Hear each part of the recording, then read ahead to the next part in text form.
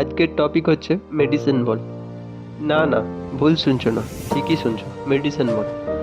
আমরা অনেকেই এক্সারসাইজের জন্য মেডিসিন বল কিনে থাকি, কিন্তু আমাদের মধ্যে অনেকেই আছে মেডিসিন বল নিয়ে যারা এক্সারসাইজ করতে পারে না। কীভাবে করব, কোন কোন এক্সারসাইজ করবো, কোনটা কোন কাজে লাগবে, এটা অনেকেই জানে না।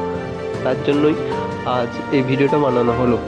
মেডিসিন বল নিয়ে তো অনেকেই অনেক রকম এক্সারসাইজ করে থাকে, তো তার মধ্যেই কিছু এক্সারসাইজ আজ দেখাবো আমি। তাহলে চলো ভিডিওটা শুরু করা যাক।